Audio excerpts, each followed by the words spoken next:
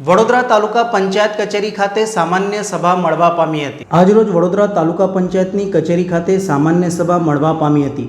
તાલુકા પંચાયતની સામાન્ય સભાની બેઠકમાં પ્રથમ ન્યાય સમિતિના ચેરમેન આર.બી. વસાવા જે દેવલોક પામ્યા છે તેમને શ્રદ્ધાંજલિ પાઠવવામાં આવી હતી। સાથે 7મી મેના રોજ ઓપરેશન સિંદૂર શરૂ થયા પછી પાકિસ્તાની ગોળીબારમાં 6 સેના અને 2 બીએસએફના સૈનિકો શહીદ થયા છે। આ ઉપરાંત 28 નાગરિકોએ પણ જીવ ગુમાવ્યા છે। તેઓ માટે પણ 2 મિનિટનું મૌન પાળી તેઓને શ્રદ્ધાંજલિ પાઠવવામાં આવી હતી।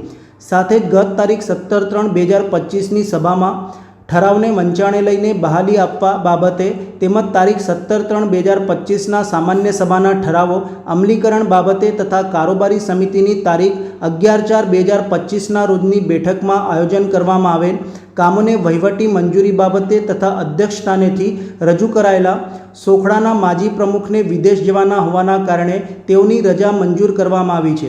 ત્યારે કામકાજમાં જે ફેરબદલ કરવાના છે તે પણ કરી આપવા મંજૂરી આપવામાં આવી છે। આજરોજ તાલુકા પંચાયત પ્રમુખ અંકિતા પરમારનો જન્મદિવસ હોવાથી કેક કાપી તેમના જન્મદિવસની ઉજવણી કરવામાં આવી હતી। તમામ સભાસદોએ તેમને પુષ્પગુચ્છ આપી જન્મદિવસની શુભેચ્છાઓ પાઠવવામાં આવી હતી। આજે તારીખ 20/5/2025ના રોજ સામાન્ય સભાનું આયોજન કરવામાં આવ્યું।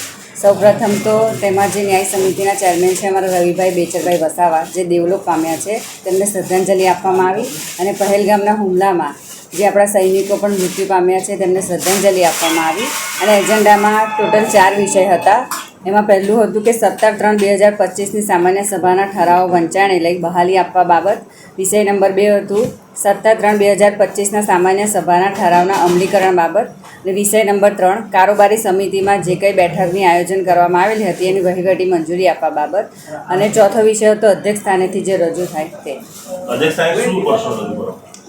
અધ્યક્ષ સ્થાનેથી જે અમારા માજી પ્રમુખ હતા સોખડાના જે પહેલાં માજી પ્રમુખ હતા એમને 4 મહિનાની રજા મંજૂર કરવામાં આવી છે જેમણે વિદેશ કામથી કંઈ બહાર જવામાં આવ્યું તે માટે અને જે કંઈ કામની ફેરફારો જેને કરવાના હોય તે આજે ફેરફાર બદલીના કામ કરવા બાબત।